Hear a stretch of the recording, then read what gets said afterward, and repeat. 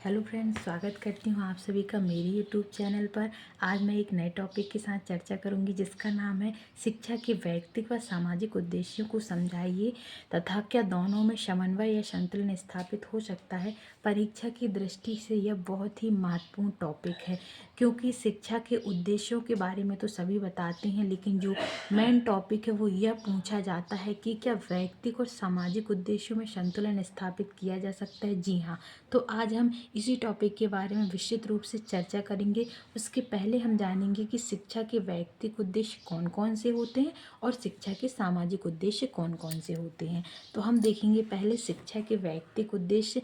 तो शिक्षा के व्यक्तिगत उद्देश्यों में पहला होता है बालक का सर्वांगीण विकास करना, दूसरा होता है व्यक्तिगत आवश्यकताओं की पूर्ति करना, तीसरा होता है बालक में वैज्ञानिक दृष्टिकोण का विकास करना, चौथा होता है सृजनात्मक कौशलों का विकास करना। अभी हमने शिक्षा के व्यक्तिगत उद्देश्य देखे, अब हम देखेंगे शिक्षा के सामाजिक उद्देश्य। तो शिक्षा के सामाजिक उद्देश्यों में पहला है संस्कृति का संरक्षण करने में सहायता करना। जो शिक्षा होती है वो क्या करती है, संस्कृति के संरक्षण करने में सहायता प्रदान करती है।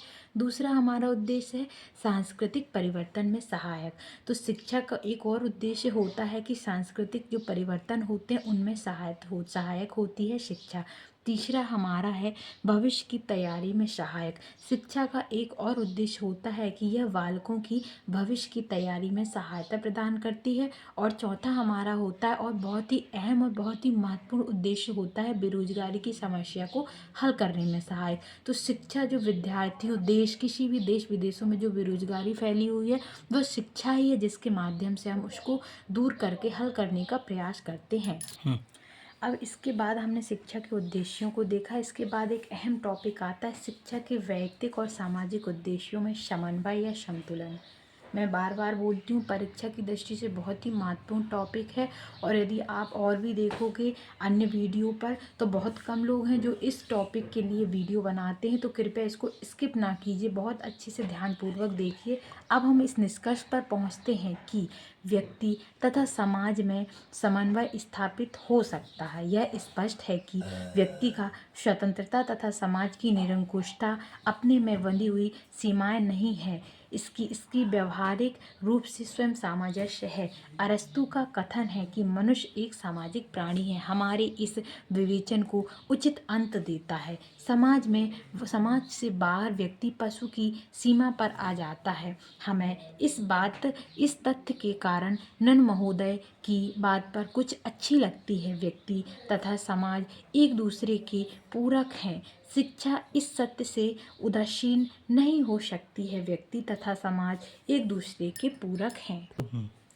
व्यक्ति तथा समाज में उचित समन्वय की बात करते समय हम एक आदर्श राष्ट्र की कल्पना करते हैं जहाँ व्यक्ति और समाज एक सूत्र में बंधे हों। वहाँ एक का उद्देश्य दूसरे के उद्देश्यों में अड़चन डालना नहीं हो सकता, जहाँ दोनों ही एक दूसरे को लाभान्वित करने का सदैव प्रयत्न करते हों। ऐसा समाज व्यक्ति का विरोध ना होकर उसके विकास में सहायक होगा।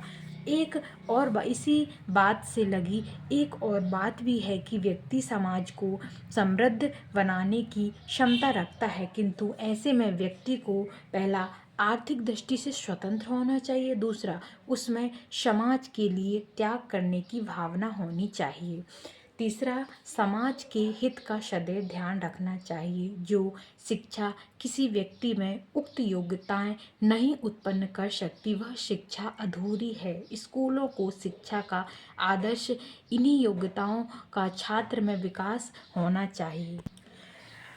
तो अभी आपने देखा कि सामाजिक तथा व्यक्तिगत उद्देश्यों में जो शिक्षा के हैं उनमें किस प्रकार संतुलन और समन्वय स्थापित किया जा सकता है।